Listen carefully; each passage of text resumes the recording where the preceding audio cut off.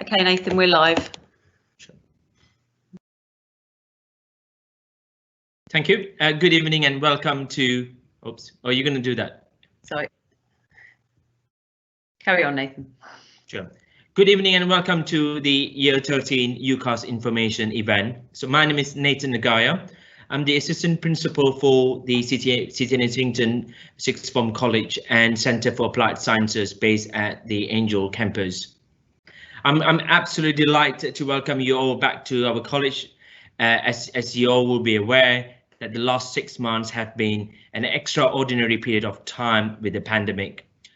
We are very committed to provide the best education possible in the safest way possible. We are proud of each and every one of our students and have been impressed by their focus and resilience through a very difficult year. A-levels, as you all know, are intended to prepare students for undergraduate study, and it is clear that if you can develop these independent study skills during your time in the sixth form, you will begin university with a good head start. However, more than that, acquiring these skills will actually improve your chances of gaining a place at that university in the first instance. It is difficult to generalize about study skills, and you will need these to work with your teacher and teachers to find out the most effective approach to study. So our commitment is to give you students some tips on the important study skills that you need to transfer, not just at the sixth form, but also beyond sixth form when you go to your university. So the first important skill is to get yourself organized. Please keep your planner up to date, listing the work set, work completed, and work outstanding. Try and stick to a regular routine. Do a little bit of study very often, rather than leaving a huge amount of work to the 11th hour before the deadline. Late work is often rushed, often incomplete, and of inferior quality. And by starting an assignment well in advance of a deadline, you will get the chance to ask staff for help if you need it. Most A-level students need to work for between 14 and 16 hours per week outside of lessons. That is in the most case scenario. However, as you can appreciate, since March we went into lockdown, there'll be some of you will have some knowledge gap. So I would definitely advise you to go above the 16 hours per week recommendations outside your lesson time to prepare. You must also try to work in a studious environment, not somewhere where you will be distracted. At home, work somewhere where you will not be disturbed. And if you do need to work on a computer, make sure you're not signed into any social networking sites such as Instagram, Facebook, Twitter, etc. to avoid distractions. Please define your work tasks. Make sure you understand what is expected of you, and please seek clarification if you're uncertain about essay titles, the parameters of note taking, etc. Don't be afraid to ask for help when you need it. Our teachers are all there to help you out. Don't suffer in silence, and don't pretend you understand something when you actually do not. Use all available resources, and these are our teachers, textbooks, libraries, the internet, newspapers, television, and even radio, and your fellow students, your peers, as a resource to help you study. Motivate yourself. Please have a goal to aim for. Try to reward yourself, when you do a period of study. For example, you can then have a micro break to watch your favorite TV program after a period of revision. And on a longer scale, try to aim for where you want to get to. So, and work in attention span units. So what I mean by that, few students can work effectively for more than 1 hour before their concentration start to reduce. This is particularly so with revision. Divide your working time up into attention span units. So for example, 40 to 60 minutes, take a bit of a short break and then continue again, punctuated by short breaks, as I said before. And get a dictionary and make sure they're available with you at all times. And just to let you know, many exam boards penalize students for poor spelling and grammar at A level. And lastly, the more you put in, the more you get out, both in terms of results and enjoyment. I'm now going to pass you over to my colleague Joe Bishop, who's going to talk about the outline for today and more things about careers. Over to you, Joe. Thank you very much.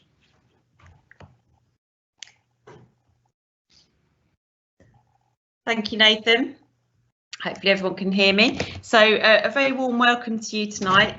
This evening hopefully will provide you with all the useful information that you need to support your student in the decisions they've got to make over the next few weeks. So making a university application can be very, very daunting, but the good news is you've got lots of support at the college to help the students make those decisions. So this is just one of actually 3 events that we've planned aimed at parents and carers, but obviously students are more than welcome to join. That's one advantage of having these events online. We have no limit on how many people we can fit in. So this is obviously the first event. We've also got an event on the 22nd of September at 6 o'clock. This is aimed at students and parents and carers who are interested in the art foundation and creative degree route. So you might have a student who actually wants to make a UCAS application, but also perhaps wants to apply for an art foundation course. So you really should try and attend that event on the 22nd. And we're very lucky to have the University Arts London, which is one of the key institutions in the art world, who are going to be running that evening for us. So it would be really, really useful. In addition, we've got an event on the Wednesday, the 30th of September at 6 o'clock again, which is aimed at providing information about the apprenticeship route, which is becoming more and more popular amongst our students, but is very, very competitive. So again, we want to talk through how you can help support your student make those applications and how you find opportunities. So your students will have those links, but do get in touch if you need them as well. So in a short while, you're going to be hearing from one of our key partner universities. So we're really pleased to welcome Anam here from Queen Mary University of London, who's going to be talking to you about the kind of what you need to make those informed choices, both about the university and about the course. So that will hopefully enable students to create shortlists and be able to make those competitive applications for the right university and course for them. So following on from Anam, we've got Ben Orsazy, who's one of our careers and HE advisors at the sixth form, and he's going to be taking you through the UCAS process at Candy. So this is very, very important because what we do is highlight the deadlines, and I can't emphasize the word deadlines enough because it really, really is important that your student sticks to those. We support every single student, so no UCAS application will be sent without seeing virtually a member of the careers team. So if we suddenly have 600 applications that come in on the deadline day, there's absolutely no way it's physically impossible to approve all of those. So we're going to talk through how you can make sure that your student meets those deadlines and meets them early. So lastly, there will be an opportunity to have questions and answers. So there is a Q&A function in this event, which is a little speech mark with a question mark in. If you do have a question that you would like an email answer to, then please leave your email contact, because it doesn't record who's posting the question. So you will need to leave a contact email if you want a personal email back. So lastly, I would say that although things are looking a little bit different this term in terms of like the career support is going to be virtual, we absolutely are offering exactly the same level of support, and we really, really do want your students to make those informed decisions. But we're all here to help, and the tutors as well. So without further ado, I would like to introduce Anam, who's hopefully going to share his slides, and we'll talk through the choices. Great, thank you very much for that, Joe. Good evening, everyone. My name is Anam Hock, and I work at Queen Mary University of London. And today I'm going to be going through a presentation, hopefully to give you guys some advice on choosing the right course and university for you. Now, being in year 13, of course, you guys have very important decisions to make. You are obviously aware of the upcoming UCAS deadlines coming up, especially if you're thinking about potentially applying to any medicine or dentistry related courses, or even possibly applying to Oxbridge. Those deadlines are coming up very soon, around October, November time. For the rest of you, of course, January 2021 is when you'll need to submit your application. So in this short session, we'll be looking at how you can find out more about who you are and what you want to enable you to help you to decide what sort of course and university you might want to go to. We'll look briefly at researching courses, thinking about careers, which will inform your choice in regards to the type of course you may decide to undertake. We'll look at the types of courses and subjects available at universities. We'll also look at the types of universities available out there for you to choose from, and we'll also look at how you can shortlist and to look at potential next steps. Now, choosing pathways, it's something that is pretty much familiar to you guys. You've been here before, whether it was during your year 8 or year 9 options when you're thinking about your GCSEs, and then subsequently looking at your post-16 decisions. So for a lot of you, you've decided to either study at college or at sixth form for A-levels or BTECs. And now you're at this point and juncture again where you need to decide what you do next, whether you stay in education, what qualifications you go for, whether you look at maybe degree apprenticeships, or whether you look to maybe potentially go into a job. Hopefully most of you are thinking about staying in education and going to university. If that's the case, then hopefully I'll be able to give you guys some advice. Now, how much thought have you actually given to what you are going to be doing next? Now, some of you may have made a start last year or even before that, thinking about your journey through to a potential career in the future. Maybe you're someone who hasn't thought too much about it at all, and maybe now's the time where you really need to start thinking about what you want to do next. Or maybe you've done some thinking, but you're not sure. Wherever you're on the scale, you will still have some research left to do before you start making those applications and those final decisions. But rest assured, there is a lot of support available. You can, of course, call upon your teachers, your parents, family members, and so on, people who you know who have may have gone on to higher education. So don't fret about where you are at the moment in terms of the scale. Try and think about what you can do next to get you closer to being more confident in what you want to do. Now, in terms of what you can choose from, of course, through UCAS, you can make 5 choices. UCAS is the only way to apply for a full-time UK degree as well. And on UCAS, there are currently around 331 HE providers, institutions with over around 35,000 plus courses. So a lot for you to choose from. So these courses can be courses from different universities or courses from the same university. That is up to you, depending upon what you want to apply for.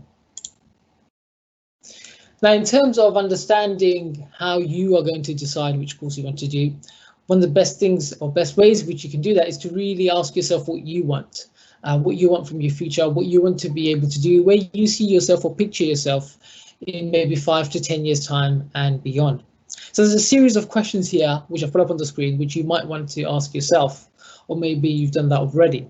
So do you want to live and study away from home?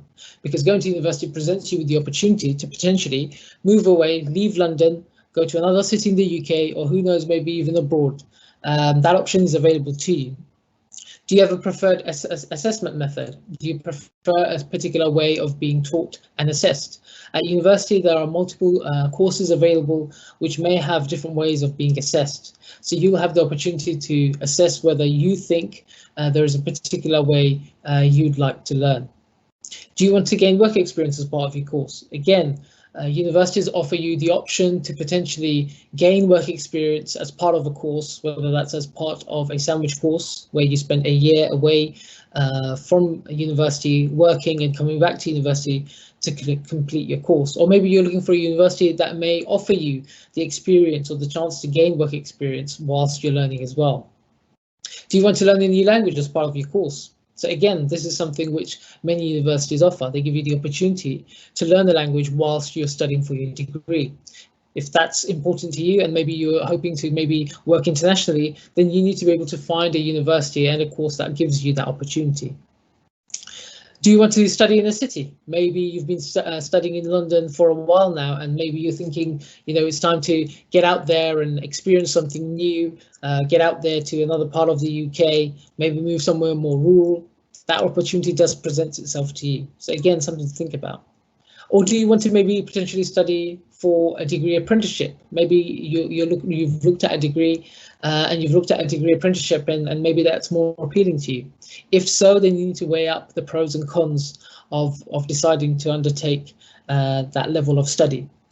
So with all of this, it's really important that you create a list of your criteria. What's most important to you, as this is what you will be using to judge your choices later on. Now, here's an example of a list which you can create.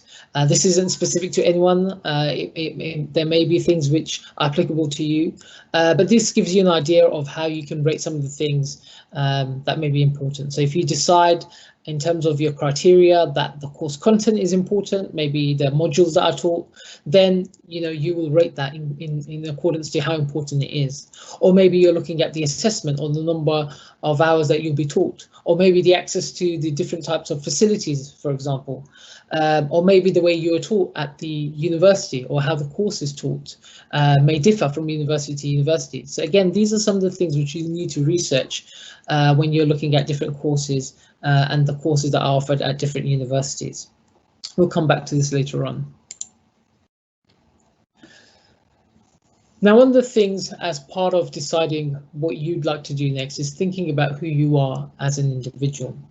Now, you need to know enough about yourself and know you before you make these decisions. How else can you do that but reflecting, of course, on who you are and what you are like as an individual? So ask yourself again a number of different questions, and maybe get someone else to help you, because sometimes letting someone else from the outside look in is a great way to self-evaluate. So what are your interests?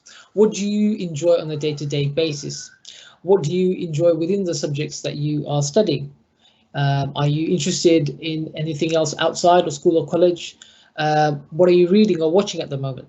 Some of these answers could give you an indication of the type of course or the subject that you might wish to pursue. Because what you really need to do is understand where you might see yourself in 5 or 10 years' time. So, for example, do you see yourself working behind a desk?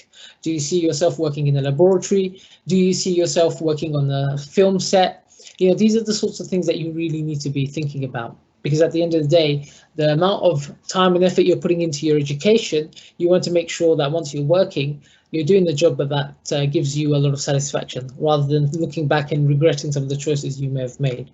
So think about what your interests are and think about maybe what subjects you're good at. Sometimes your strengths may give you an indicator of, something that you may prosper in. So again, this is something which you should think about. You can get help from some of your teachers. You can get some help from members of your family, speak to other close friends, people who you trust and know well, to give you an indication of maybe what you are like as an individual.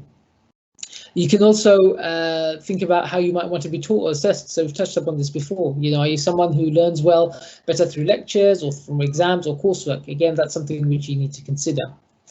And do you want to learn on the job? So again, university presents the opportunity to undertake industrial placements or work placements, and also degree apprenticeships give you the chance to study as well as work at the same time.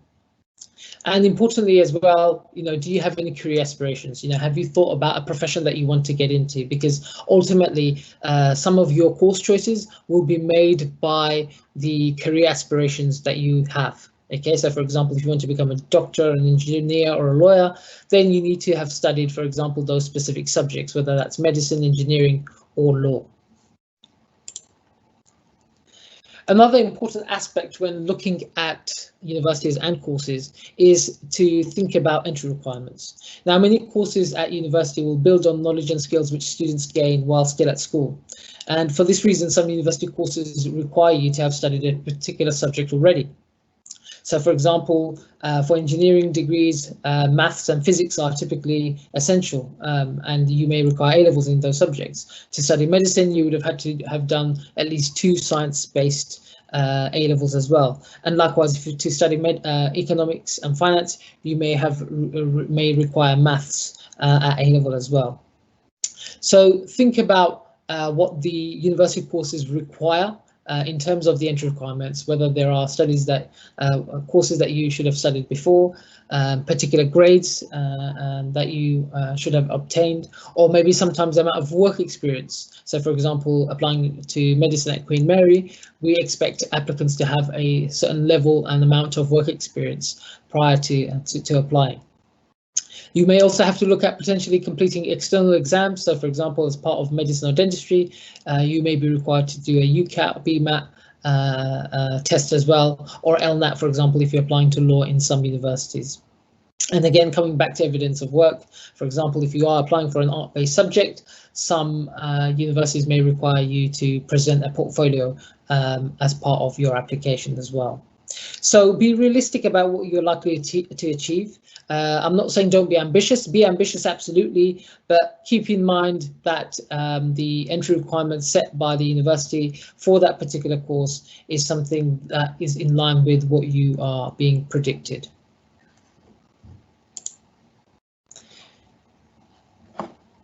Now, one of the things you can do when researching courses is to, of course, look closely at the course.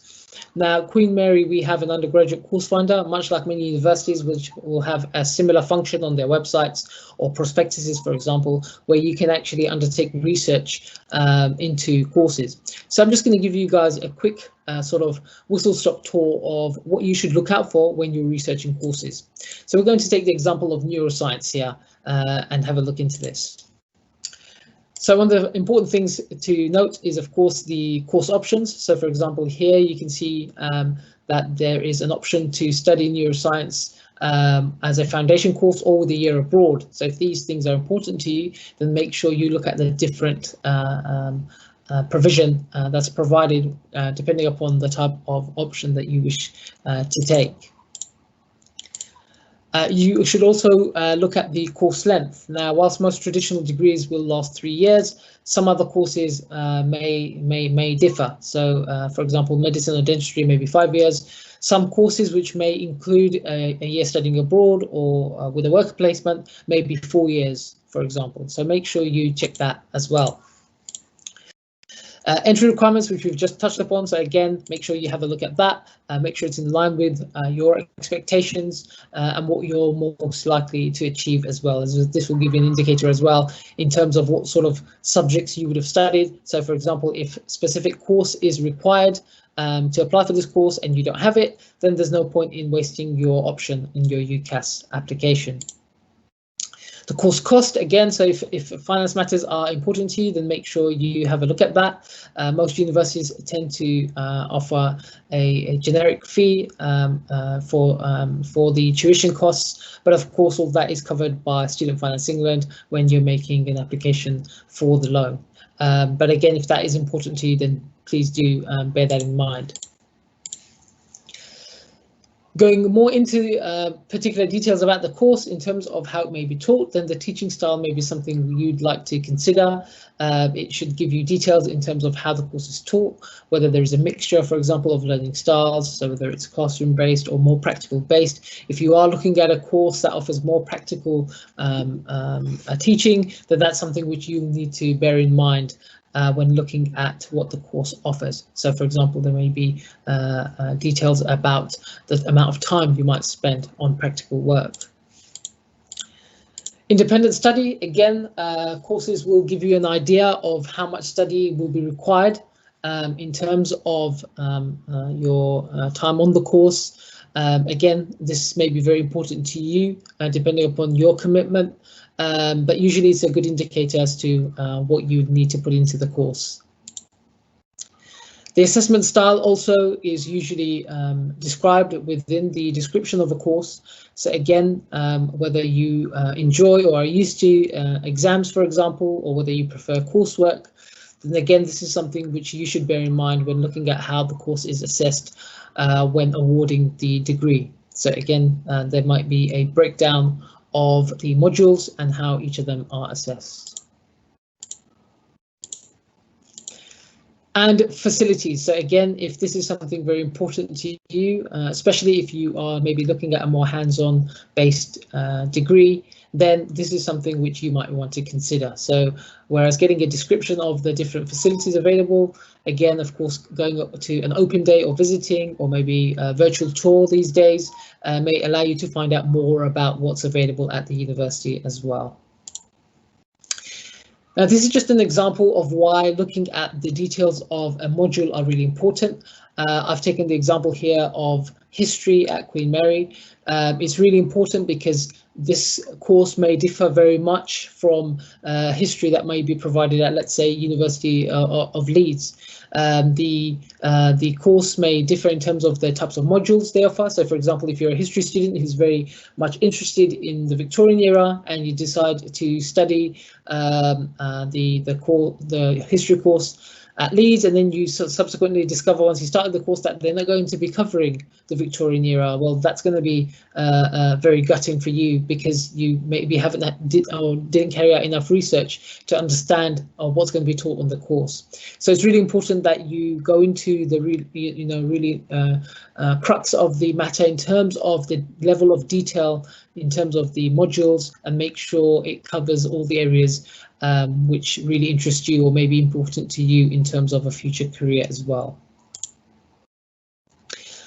Touching upon careers, it's really important that you start to gather your thoughts in where you might see yourself in the future. If you have a specific career in mind, that's fantastic. It's great, because it means that you already have something to work towards, and that choice will make it easier for you to think about what type of course you may study at university. But more generally, most students will discover what they want to do whilst they're at university. The more they learn about the subject that they're studying, the more they actually get an idea of the types of job roles that they may wish to fulfill in the future. And in fact, around 50% of graduate level jobs require a particular degree subject. So, there is scope, of course, for you to move into different sectors depending upon, the type of degree you gain at university. If you aren't clear about future career, then you can use a number of different tools to help you. You can check out prospects.ac.uk, where they have a career planner and a job match data function. There you can input some of the subjects that you're studying, some of the interests that you have, and that can give you an idea about maybe the type of job you may wish to do in the future. And that can then inform your decision about the type of course you may wish to pursue at university.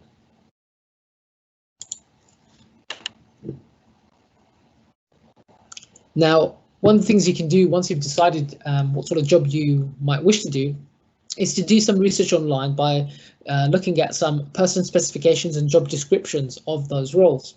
Now, they will give you an indication of the types of qualification and or work experience required. So here, for example, we're looking at a job description for a doctor. We can see that the qualifications required here are an MBBS or equivalent medical qualification. That essentially means you need to have studied medicine at university. So very clear cut in terms of, deciding what course you will need to do in order to get into that job. Likewise, if you're thinking about studying architecture, then you will need to study architecture at university. These courses are known as RIBA Parts 1, 2 and 3. One thing this really highlights is the fact that studying architecture at university can take you up to 7 years. So if you're not ready for that sort of commitment, then you need to be very much aware that going into architecture will require that. So for example, you need to complete postgraduate qualifications, which is known as RIBA Parts 2 and 3, and that could take an additional 4 years. If you are not sure maybe what you might want to do, but want to keep your options open in terms of the type of jobs you might want to do, then this is an example of where some jobs will not specify a specific degree, but may say that they require a degree in a specific faculty or a subject area. So here, for example, to become a social researcher, you need a degree in a social science, and that may be relevant or enough. Also, vocational experience is something that may be important. So whilst you're at university, you may wish to gain work experience as part of your time there as well, in order to be able to really improve your chances of getting a job later on. And likewise, this is an example of where going for a job as a junior trader, you can see, of course, you need a degree in finance, business, or economics. But at the same time, if you're deciding to maybe, work internationally, you might then require an additional language. So, for example, this job requires you to be bilingual. So again, if you're going to university and you have the opportunity to learn the language alongside it, then that might be something that you consider as well. So use the basis of a career as a way to work back in terms of what you need to study in order to be able to get into that job. Now, as you look at the types of courses that are available at university, you will discover that you have the opportunity for a number of different options. So you can look at joint honour degrees, which will combine 2 subjects into 1 degree with the workload which is split between the 2 subjects. And this provides you with the opportunity to study particular combinations, such as a subject maybe which you are interested in, plus maybe one which may help you in a future career path. So, for example, maybe you love geography and maybe you're not sure maybe what job you might want to do. You might combine that with business, for example, and then find yourself working maybe in a local council authority or maybe within government as well. Okay, so that's a great way of showing how you can combine the 2 and to get the most out of a joint honours. There's also the opportunity to do industrial placements or year abroad. So some courses have that additional year for students, and these can provide you with the opportunity to, of course, develop your broader understanding of the world, learn a new language, and can make you more attractive to future employers as well, and really improve your application. You also have the opportunity to look at integrated masters. Okay, so that gives you the chance to maybe do an additional year and finish university with a master's degree together. But again, just bear in mind that there may be higher entry requirements for those as well. Now, maybe some things don't work out, and maybe you don't get the grades that you were hoping for. You may have the opportunity to undertake a course in a foundation level. So if you want to potentially consider that, the foundation years can give you an alternative route into that degree. It means that you boost your knowledge in the first year before going on to the full degree. And as I mentioned earlier, apprenticeships. This is something which has really grown over the last few years, and Queen Mary were one of the first universities in the country to offer degree apprenticeships. These are, of course, designed by employers along with the universities, currently are limited in terms of the subject area and the industry that they are available in, but these are, of course, always growing. But they give you the opportunity to combine university study and work, and you can also earn whilst you learn as well. So again, there's no training cost or tuition fees involved, but something which you might wish to consider as an alternative to a traditional degree. Now, in terms of what you can study in HE, there's a number of different subjects. There's all sorts of different courses, from the academic to the specific to the modern courses and to the unusual. So really, the world is your oyster. There are thousands of courses out there, and it's really up to you to really go out there and think about what it is that you really want from it, because there's most likely an institution out there offering it. So now this is giving you an idea of maybe the course that you want to study. Now you need to think about maybe the university where you wish to undertake that course. Now, again, likewise with choosing the course, there might be a number of different things which you wish to consider, whether that's the accommodation, whether that's the location, whether that's the reputation or the type of course that the university is offering. These factors are going to be very different for each and every one of you. There's no right or wrong answer. It's just what's really important to you. So again, likewise, think about what's most important to you, think about that criteria, and think about weighting that criteria, much like we looked at the shortlisting previously. So there are a number of different universities out there, over 130 for you to choose from. Competitive universities include those known as red brick universities or part of the Russell Group. Modern universities are just as competitive these days, and they also offer traditional subjects and flexible learning. But the benefits of leading universities are, of course, is that they rank highly for research, for teaching, for student satisfaction, and for facilities as well. So, there's no shortage of universities out there for you to think about, but think about maybe the type of study you might be doing and how that may relate to university. In terms of key differences between universities, then there are structural differences involved. So whether the university may be campus-based, or whether it may be city centre based or whether it may be collegiate. A university like Queen Mary, for example, has everything on one site. A city university, maybe something like King's, will have different sites around the area where you might have to travel to, and a collegiate university like Oxford or Cambridge, for example, will have everything within close proximity. Now, the size of universities can vary from very large universities, where they may be 50,000 plus students, to more small, medium universities like Queen Mary, where we have up to around 15,000 students. So again, that really depends upon what your preference is. Now, also league tables is maybe something which you may wish to look at when considering which university to attend. You can have a look at university rankings and have a look at maybe where your course may rank. But it's important to remember that when you use league tables, that the data can have limitations. So we urge students to, of course, read up on the courses, go to open days, talk to careers advisors, find out more from the universities themselves as well. League tables are useful, of course, for identifying particular strengths, but not always give you the full picture in terms of the student experience. So, for example, a 5% difference in one area of the table could mean a difference of between 10 and 20 places on the ranking, and it may be something which may not be that important to you in terms of what you're looking for. So use it with a pinch of salt. Don't use it on its own. Try and use it with a number of different things, such as your personal research and also by speaking to other people as well. Now, here's an example of a campus-based university. This is Queen Mary's Milan campus. So, for example, here you can see where we have all our teaching facilities, the buildings where all the lecture theatres are, all the laboratories, and you've got everything else on site there. So you've got your library, you've got the Students' Union, you've got the recreational areas in terms of the gym and the sports centre. You've also got the accommodation all on site as well. So that's all the student village, which you can see highlighted in red. That's where the students' accommodation is based. But everything's on site. So it means that you never really have to leave the campus. And that's one of the benefits of a campus-based university. Likewise, this is the Lancaster campus, which is in Lancaster. And again, everything's all within one site. Everything is in one space, so you don't need to go anywhere. So again, that gives you that convenience and maybe a quieter life beyond London, if that's something which you're looking at. And this is an example of a city-based campus. So this is King's, for example, where their campuses are across both sides of the river.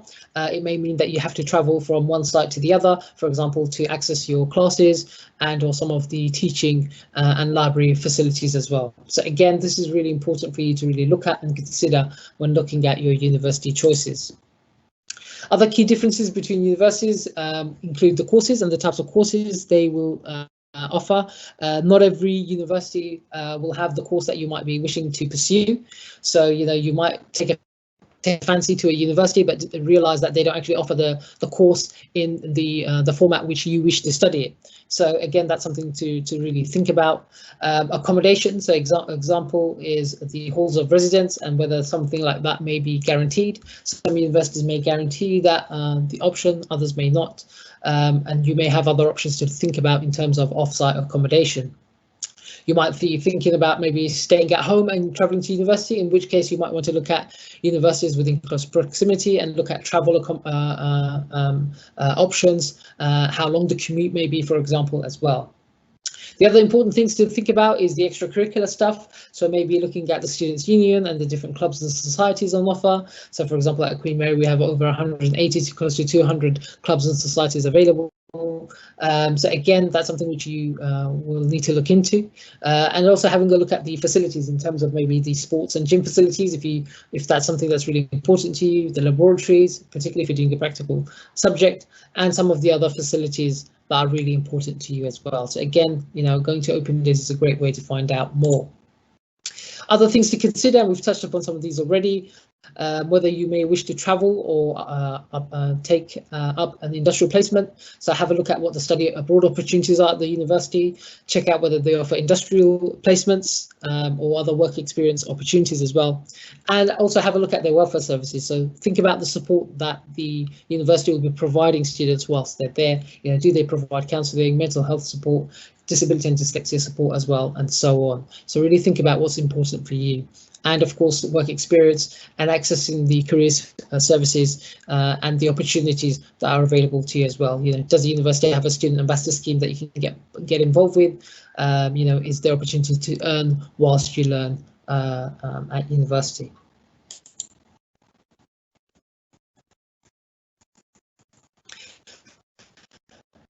So bringing all that together, making sure that you think about shortlisting some of the subjects that you'll be looking at, offering, make a list of your main criteria. What are the most important things that you're going to base your decision on? Make a list of the different subjects available at the different universities, and then start rating those. And hopefully this will give you a great way to actually kind of reduce the number of options that you need. Of course, remember it's 5 for your UCAS application. So that's what you ideally want to boil it down to. So use this as a guide to help you make your decisions. In terms of your next steps, do your research, of course, read through prospectuses. You can visit university websites to find out more about their courses, check out the league tables. Again, you know, remember to use that in conjunction with other things as well. Go and visit where possible. Of course, you know, we're living in strange times, but things have adapted. So, for example, at Queen Mary, we have virtual open days, and our next open day is on the 3rd of October. So you can register for virtual open days. Some universities will slowly start to open the campuses as well, so you can book onto campus tours.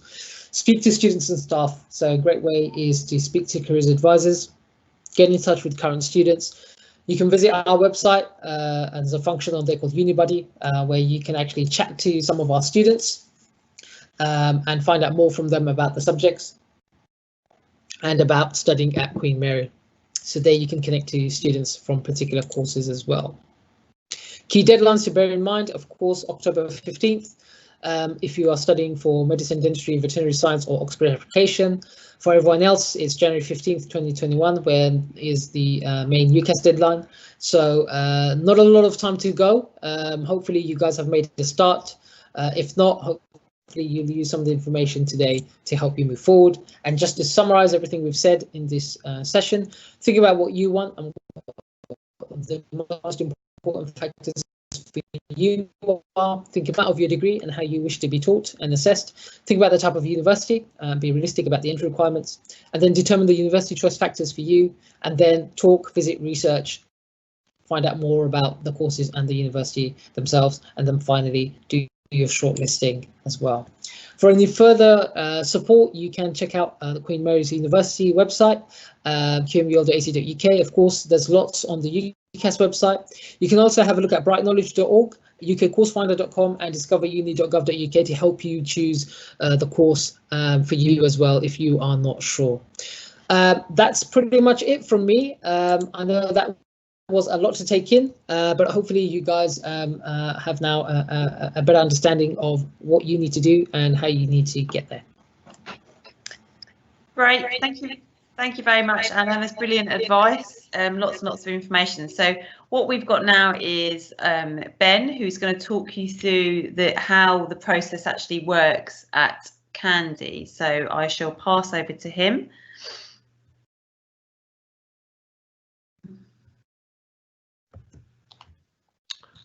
Are we live, Joe? Yes, you're live. Okay, hi there everyone. My name is Ben Ossesi. I'm one of the Careers and Higher Education Advisors at City Linton Sixth Form College. I'm going to talk to you today for a maximum of half an hour really on our UCAS process and the support at the Sixth Form for your sons and daughters moving forward. Just to give you a quick run through of what I plan to cover today. We're going to talk about our incoming UCAS deadlines. Anam there spoke about the national UCAS deadlines. We've got our own internal Candy deadlines, so we'll make you aware of those. I'm going to talk you through our application process at Candy and how your son or daughter will apply to university. I'm going to give you some examples from our Year 13 group that have now left and moving on to university, some examples of their choices and their destinations. I was mentioned in the previous presentation about your choices and stuff like that, and that really is the kind of key part of the application, and we'll talk about that today and the kind of relationship between that and predicted grades. I know there's been some questions on the chat, thanks for that already. We're going to touch on the personal statement, which is a big thing for students, I know. We're going to look at some of the next part of the application, which is not the with UCAS, but it's a student finance application they'll make next year, and things on bursaries and scholarships, and what things as you and parents and guardians and carers should be doing now. Just to give you a bit of overview about myself, I've been a careers advisor in London since 2002, and I've been working in the sixth form college at Candy for it's been my 10th academic year. So we've got a wealth of experience in the careers department here, and we've also adapted, I would say, really well to the online work, because we've been dealing with sort of late UCAS applications from year 13 students in March. So yeah, we're well versed to how we're going to adapt this process for the students that in year 13 this academic year, and it'll be fine, it'll be good, so don't worry about that. Okay, so let's move forward on some of our internal deadlines. So if any of your sons or daughters are applying for an early applicant course, the UCAS deadline is the 15th of October, but our internal college deadline for that is the 25th of September. There's a bit of flexibility on this, and we're talking late September, early October at the most, but we need to collate references for students for these courses. So if the student's part of the form is done, then effectively that allows us a bit of time before Joe will send off the applications to UCAS, which has to be done before the 15th of October. One thing to say about that, if an applicant is, let's say, applying to Oxford for history and still hasn't decided on all of their 5 choices, they can add some of their choices afterwards through track. I'll explain to you what track is, but they can't really access any other part of the UCAS form once it's been sent, but they can add some other choices. So if a student was applying to Oxford for history and had worked out 2 other choices and still wanted to add another 2 later, that'll be fine. Okay. Any student that's applying for Oxford or medicine or veterinary or dentistry, they link themselves to that group on UCAS, but I'll come to that in a minute. Now, the vast majority of you will be looking at those other deadlines. As Joe alluded to earlier, we have in one academic year recently, we had nearly 600 UCAS applications. So we need to manage it, we need to stagger it, we need to be able to make sure the support is there for your sons and daughters as we go along. So if a UCAS form's approved, and that's approved by myself or one of my colleagues in careers, we can guarantee that if it's done by the 22nd of October, which is just a couple of days before half term, we'll guarantee to send it to UCAS by the 20th of November, which is still a very early UCAS application being sent. If they meet our 3rd deadline, which is the 20th of November, we'll guarantee to send it by the national UCAS deadline of the 15th of January. There's a bit of a longer delay there in terms of the approval and it being sent, because obviously there's the Christmas break, but also that's when the vast majority of students apply. Students can apply after the 15th of January. UCAS actually receives and will process applications between January and June, but universities don't have to read them. Okay, many of them still will. And the applicant can apply late. Like I've said, we've had applicants doing this during lockdown in March and April, but it's not advisable, it certainly isn't. And I'm certainly certain if you're a parent or carer in this parents' evening tonight, you know, you're keen about university, you're keen about getting it right. So look towards those deadlines there. So the deadlines are there to help, really. Now, there's an online application through UCAS, through that link there. Now, students had a tutorial with myself and Joe and Lorraine Gaylor yesterday. And they're aware of how they apply. Basically, they register through a apply document, which is on our Moodle pages.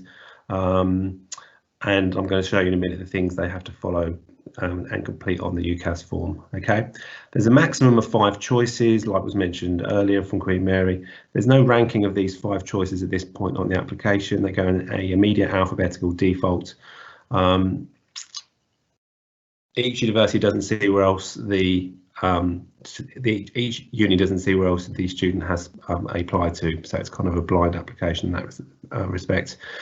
There's an online UCAS fee of £26, which students pay at the end, and they must book a careers meeting to discuss and finalise their application with an advisor. They will actually, prior to this, have a meeting with their tutor, and they will also have to give their tutor what's called an information for my tutor reference. All of this was mentioned in our talk yesterday to students, and if students weren't at that talk, the talk for that will go live on our YouTube page soon.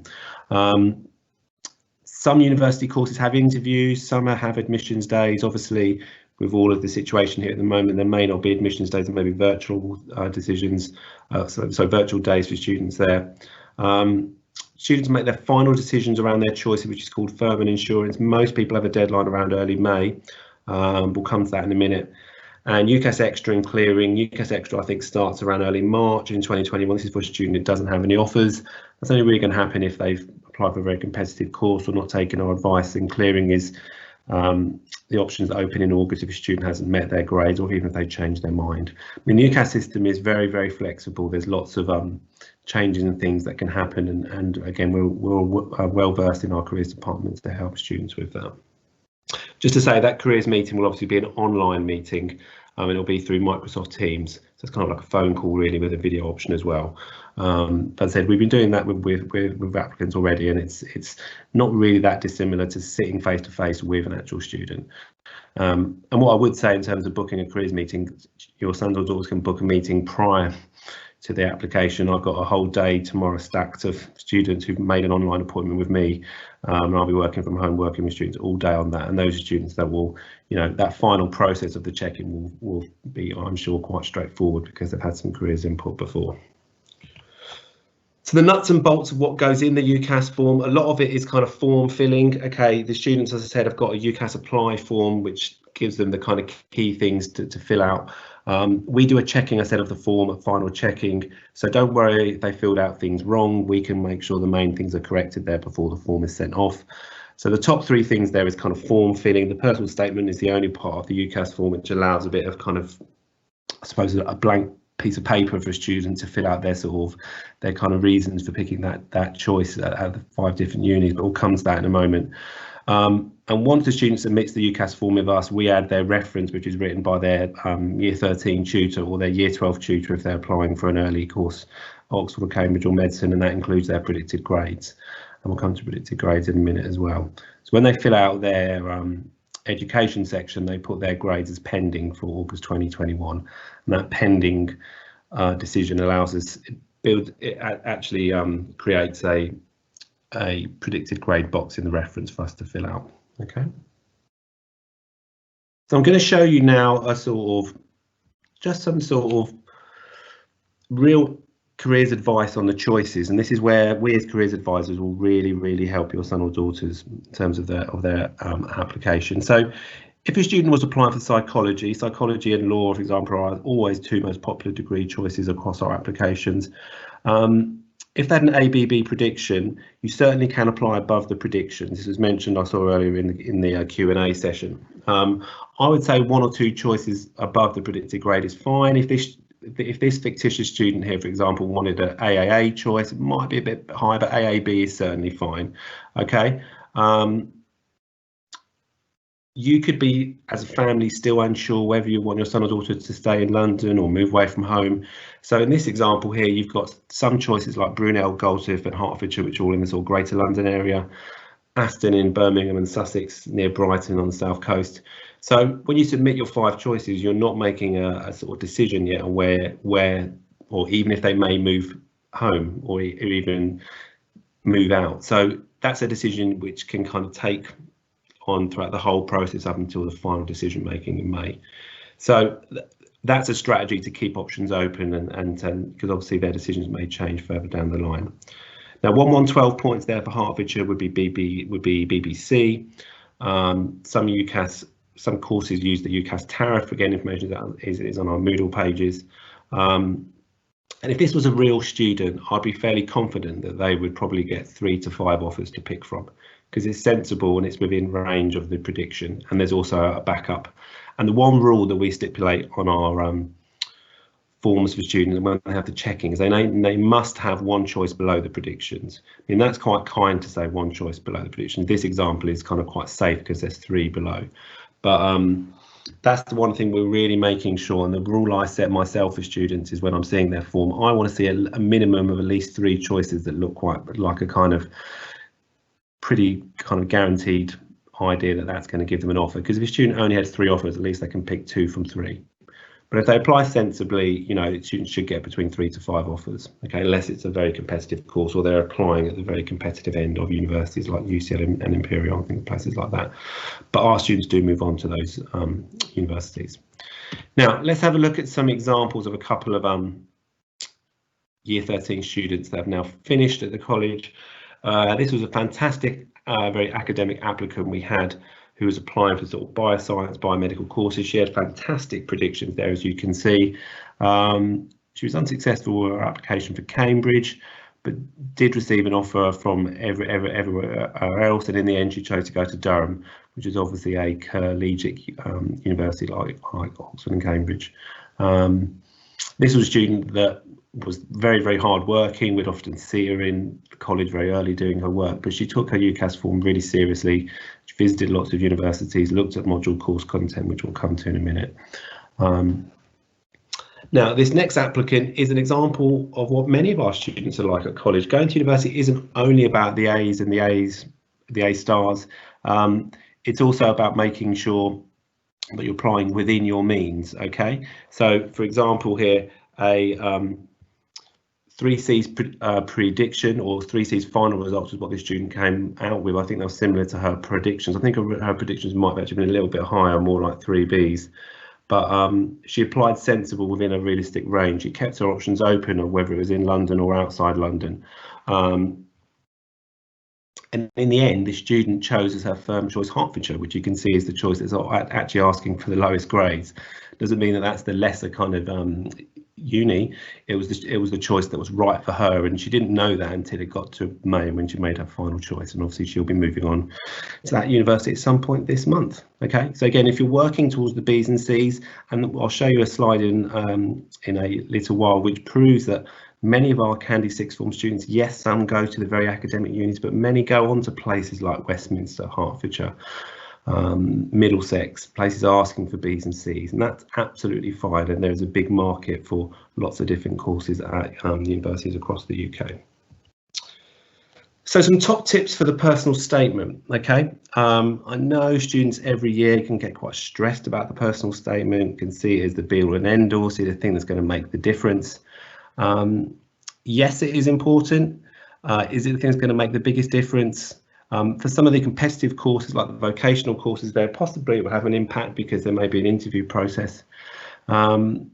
Now, many universities won't admit that some of them might not read the whole personal statement. Certainly, it will be skimmed. So if there's a good kind of paragraph structure in there in the kind of personal statement, that's going to make sure that if someone had to read 100 statements in a morning, he or she can see a good kind of narrative there while they've chosen that course. There's a 4,000 character content, which is obviously a character is like a space or a letter. So it's about 47 lines, which is about a page and a bit of kind of font 11, font 12. So for me, a clear beginning, middle and end. So opening paragraph as to why they've chosen the course, a middle sections where you could look at A-level subjects, you could be looking at work experience, you could be looking at voluntary activities, college enrichment. Do be aware that not everything has to be linked to the course. Yes, if they're applying to Cambridge or Oxford or the academic end of courses, it probably needs to be more like 70–80% academic of why the course. But many courses, it's fine to talk about your work experience or employment you have, which shows your kind of your experience and your softer employability skills, time management skills, self-motivation. So showing that you're someone that's going to adapt well to being a student at university is a fine way of selling yourself on the statement. Try and be analytical and reflective and use evidence, so don't just be descriptive, okay? And for many of those vocational courses, which I've mentioned there at the bottom, yes, there would need to be a bit more of a vocational link into why the course. So not that you've always wanted to be a doctor or you've always wanted to be a nurse, where's the evidence of it? What's the things you've done in your local community which is showing that? If you're interested in teaching, what have you done outside of your own experience of teaching? What have you done in sort of classrooms and lesson planning and things like that, okay? Be honest, start early and redraft, definitely. You know, good statements, you know, are often redrafted sometimes 4 or 5 times, or even more at the other end of applying to university. Check spelling and grammar, make sure a student reads the statement out, you know, show it to different people, different family members, teachers, career staff.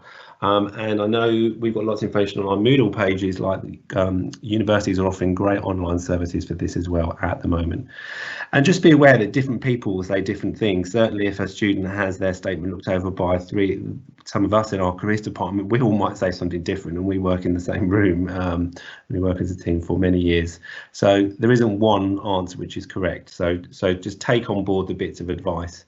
And certainly, obviously, we can look at personal statements or any courses. We've dealing with so many applications. We haven't really got the time to look at every personal statement for every student. But certainly, if a student's in a final drafting process, they can feel free to talk about that in our kind of careers appointments that they can have, or even at this point they may want, I'm sure tomorrow I'll be talking to students about personal statements, and then they may need advice around the structure of it. And the key point I'd say about this is don't get too stressed about the personal statement. It's not the integral part of the UCAS form. The integral part is mirroring those choices with the predicted grades. And in busy times in the college, when we see students face to face, which we won't be doing this term, you know, I haven't got time sometimes to read the statement. If a student tells me it's been checked by the tutors, that's fine for me. I'm really looking at those choices and the predicted grades. Just to say one last thing on the predicted grades, I know I was going to talk about it earlier. Most students, this will probably come up, I imagine, on some of the Q&A, but students will have been given their predicted grades already. If they are going to change, that's a decision to have with the subject teacher themselves. The college has asked teachers to be quite strict with this, but there may be a thing that can be looked at on a case-by-case basis, but that's a discussion the student needs to have with the individual teacher, I would say. But more times than not, I think the predicted grades they've been given now at the end of year 12 moving to year 13 will be the predicted grades moving forward, but that's a discussion to have on a case-by-case basis. And some departments in the college may say that the grade it is what it is. Maths is an example, or often the grade, if it's a B now, that's it. I know in some sort of science courses like chemistry they can set a test, but it is really quite variable from course to course, and that question is really for the student to take up with the subject teacher. Now, students apply for student finance next kind of calendar year, so they would have hopefully submitted all their UCAS forms this side of Christmas. They normally apply for student finance around February. Okay, this is done independently. It is done online. Okay, not like our UCAS form, which is done online and it's linked to our it's linked to our buzzword. But basically, they will apply online and they will register. We can oversee applications a little bit. Sometimes I know last academic year and years gone by, we see students and can kind of support them with them, but really they need to work with this online, and that's the link of how they would apply there. There's no upfront fees to go to university here in the UK. Yes, the tuition fees are £9,250 a year, or up to that, but the majority of them are that per year. Students will apply for student finance every year when they're at college. So in this year, they'll be applying for year one of their course. If they are deciding to have a gap year and plan to go, I suppose, in 2022, they would apply in February of their gap year. Students will start to pay back when they're earning over £26,000 at the moment. That's a really good change the government made in the last couple of years. So if their graduate debt was, you know, higher than 30 to 50,000, including their maintenance loans, it's not based, their payback is not based on what they've borrowed, it's based on their earning. So if they're not earning that straight away, then as long as they can prove it, they don't start paying back anything. And you pay 9% of your income over £25,000. There's lots of information on our Moodle pages on that as well. And at the moment, the government is saying after 30 years that debt is written off. So if students still owed 10 to 15,000 in their early 50s, say for example, at the moment, that's the government legislation that would be written off. So it's more like a graduate tax that's based on their earnings. There's some recent changes if you're a student or for sort of family from an EU background. You need to have lived in the you need to live in the UK for 5 years to apply for maintenance loans. And also from next academic year, EU students are not eligible for home fees status, so they would pay as an international student. That change only came in around, I think it was around June, July. So we're still working that out ourselves. I mean, with that, we would ask students to make an appointment with us and we'd see what we could advise. There are sometimes different arrangements to studying in Scotland, I think, with that at the moment. Now, a good thing for you to do as parents and carers, I would say, is research university bursary and scholarships opportunities. We send some of these out for our careers department, and I can say that every year, for example, one of our partner unis like Leicester often have an annual bursary of £1,000 or something, which is free money, and we often have to find a student to often give this to them.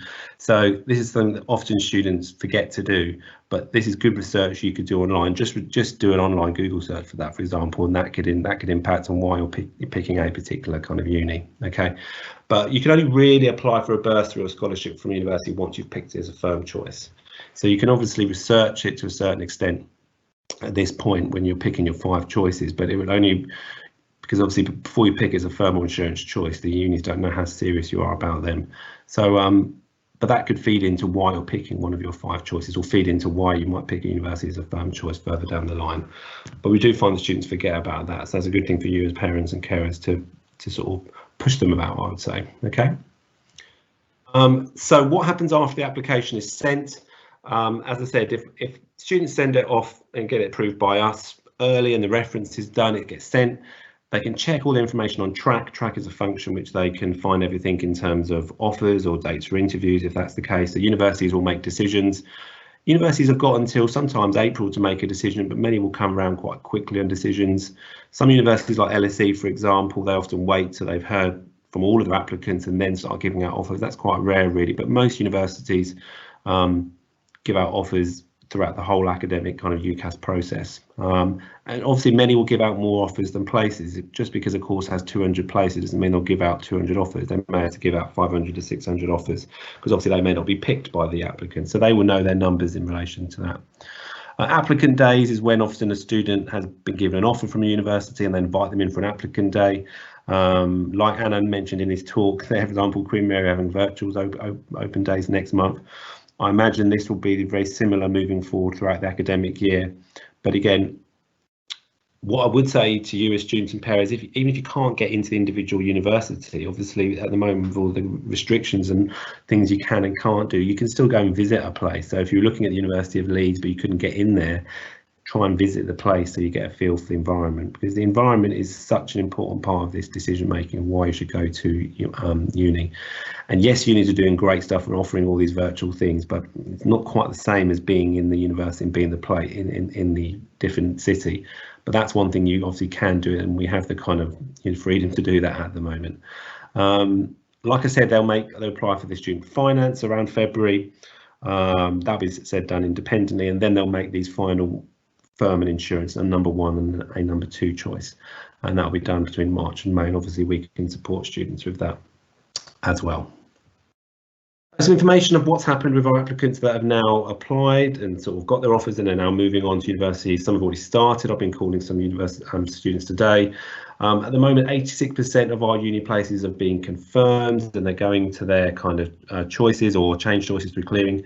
78 moved on to the Russell Group University. Russell Groups are the sort of, it's self-proclaimed by them as the best universities, but they are academic, research-led universities, often in quite big cities. In terms of our individual applications to different kind of places, UCL, for example, has 7 of our students there this year, 12 at King's, 15 at Queen Mary, 35 at City and 116 within the University of London. 15 and 18 at Essex and Goldsmiths is really interesting figures because those are partner unis as well. Okay, and those often may be a bit more flexible around entries and may have bursaries for students as well. So in terms of our destinations, okay, so this is where we know students have been placed. So they're sort of in a sort of order of sort of most popular there at the top. So 43 ended up at Westminster, and you can see here that the majority of the ones at the top are all London based, and often those kind of top 4 actually are often the same top 4 every year and sort of change places. We've seen a growing trend of people going to Essex because it's one of our partner unis. And obviously not included on this list are places again like Cambridge, Oxford, Imperial, UCL. And yes, people do go to those universities, but it's smaller numbers, okay? But yeah, we obviously do get students into those kind of universities as well. It's just obviously not as high in terms of, we are dealing with nearly 600 UCAS applications, but there's a good spread of applicants there across different kind of universities. I think in recent years we often have, I think it can be up to sort of 90 different unis that our students move on to across the whole of the UK. Some final kind of top tips for you as parents and carers to think about moving forward here. I think Anna mentioned in his talk, really read this online module course content. I can't, this is often a thing I would do with students. Well, I'm seeing them in the college, I have done in the past. Students I'm going to be talking to tomorrow or through Microsoft Teams, I'm going to be saying to them, have you looked at the module course, Ken? If you're looking at English literature at one university, how does it vary from one place to another? That's music to my ears when I hear a student saying they've done that and they've researched the content, and this is why I prefer this course rather than that one. So that's the number one thing to be doing if you haven't done so already, because at the end of the day, they're going to be studying for these courses at the moment. Our students starting university this month are going to be doing a lot of this online. So they've got to have that real, sounds really obvious, that real academic interest and curiosity in that subject area. So if the interest isn't there, it's soon going to start to unravel, okay? So I think it's good at the moment to do online research, obviously, but you could open up different course content in the toolbar and compare and contrast. So obviously, due to social distancing, it may not be possible to visit universities, but as I said, if there are online virtual tours, attend them. But as I said, I would encourage you to visit university cities. You know, if just the areas as a whole, get on the train, get in the car, see how you feel about it, because that's a really important part of the decision-making process. Like I said, you could book an online careers appointment with us. That's through the link there. Students have been made aware of how they will do that. Again, they will have to have an appointment to oversee their UCAS form, but have a chat with us before. You know, my experience of Candy students in the 10 years I worked at the college, some need a lot of help. They need a lot of support all the way through, and it will really prevent them having lots of changes to make at the end. And some students are just really motivated, really driven, need just a bit of support, maybe have a few questions. So book an appointment, drop some questions you want to answer. It doesn't matter that we can't see you face to face. You know, we can support you online in exactly the same way. So don't be afraid to ask questions, raise concerns with us here, and be careful around unconditional offers. An unconditional offer is when a university will say you're in if you pick us as a choice, or they could say the offer is 3 Bs, but then they'll make it unconditional if they pick them as a firm choice. You know, do be aware that graduate recruiters further down the line may come back to a student's A-level grades. So a competitive, you know, finance type graduate opportunity might want a 2-1 in a degree, and also ABB at least in the UCAS achievement. So of course, it's human nature that someone will take at least 1% of their foot off the gas with the most motivated, driven student. But don't think it's the best choice to pick just because they're giving you this carrot of an unconditional offer. With that instance, I would say make an appointment with us and we can kind of talk it through. Okay. So last couple of slides. What can you do as parents and carers? Really support and encourage. Visit in any way that you can, as I said, through virtual tours or visiting different cities if you're looking outside London. Research the bursary opportunities, like I mentioned earlier. Listen to your son's or daughter's ideas. Remain open-minded. One point I would say, I'll just slightly challenge what was mentioned earlier in the earlier talk. Do be aware that I would argue that 80% of graduate jobs in the UK are not subject specific. So for me, that means if you do a history degree or a business degree or a French degree, it doesn't mean you're going down that pathway. You can go into lots of different pathways, graduate opportunities, business related, media related, teaching, whatever. You know what you do at university doesn't define what you're going to do for a job or career. If you're going to borrow a lot of money to go to university, you've got to be sure that your son or daughter is going to finish that first year, move on to the second year, and further. So yes, it's important to think about jobs and careers when thinking about university courses, but often, you know, this is where the careers departments in kind of universities will get involved. If you're doing a history degree, but you're not sure what you want to do for a job or career, but you know you're passionate about history, these are things that can kind of be further developed further down the line. But of course, you can research that on university websites. You can see the graduate progression of history graduates or French graduates. So keep that in mind. But again, come back to the full circle area of what it is that they're really interested in. You know, we're not sure how long everything's going to go on with a lot of this online work. But if it does move on to the next academic year as well, you know, they kind of need to be motivated and driven to be working online. Plan A and Plan B, gap year and apprenticeships. As Joe's mentioned, there's going to be talks on this at the end of the month as well. Do be aware that you could apply for an apprenticeship outside of UCAS. Okay, so it's separate parallel routes. I know students are interested in apprenticeships. You always encourage them to look at making a UCAS form as well.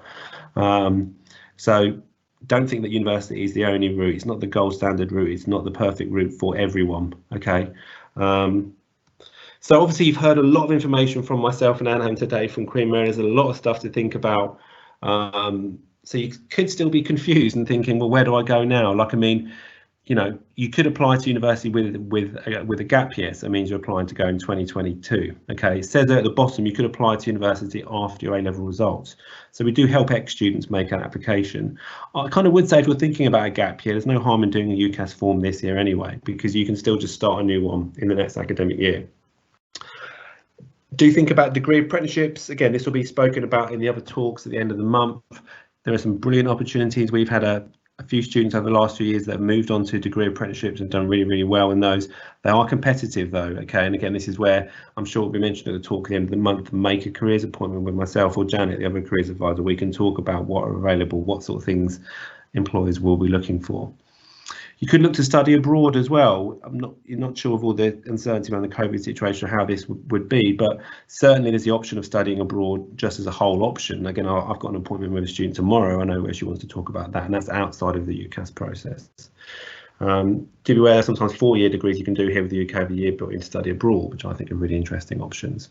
So there are also college and school leaver apprenticeships. So these are not with a degree, but these are kind of, really well structured programs which are available to students. And we as students, again, moving on to those, I'm sure that'll be mentioned in the talk at the end of the month. And a student could be using a gap year to work, look at voluntary work.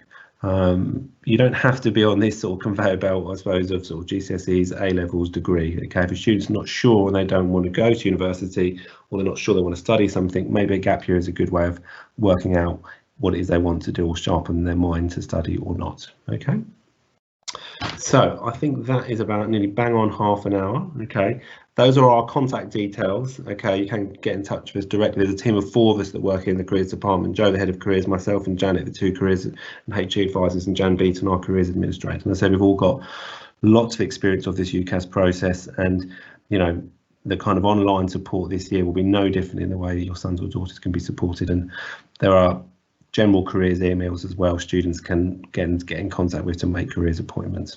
Okay, so I think that is as much as I want to say today, Joe. Okay. I think over to questions, yeah.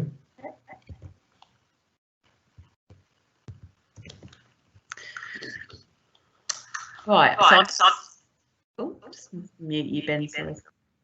Get an echo if there's more than one person. I'm not muted. I'm actually just looking at the questions, and I think I've managed to keep on track.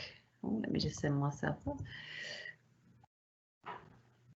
Hello everyone. So I've been looking at the questions, and I think I've managed to keep on track of most questions asked.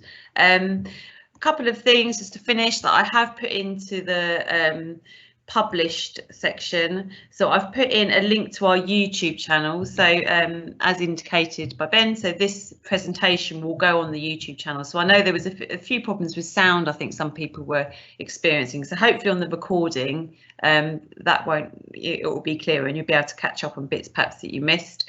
I've also included a link to our Get Ahead news bulletin, which we've just done 1 issue so far, and you can see that will be absolutely packed full of information on the deadlines, the UCAS process, university tasters. There's absolutely, I mean, the good thing that's come out of this pandemic is the fact that there's so much information that's been put online, webinars, tasters. I think there's a really good taster this weekend at a university partner on architecture in space.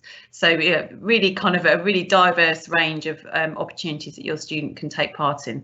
But I think that's it really. If you've got our contact details from Ben's last slide, do get in touch if you need any help, and your students should know where to find us. And we are here ready and waiting to help. And if one thing you remember from tonight is the UCAS deadlines, do not leave it until the end of November, because we don't want you to have a late application. That would be, it could potentially disadvantage you. So try and get it done as soon as you can. Don't wait out for predicted grades, because they will be finalised over the next few weeks. So it's too late to be waiting for results of exams in November. You need to apply with what your predicted grades are now. So exciting times, we're here to help. Hope that was useful, and maybe see some of you next week for the art and design talk, or the week after for the apprenticeship talk. Okay, so thank you very much for coming.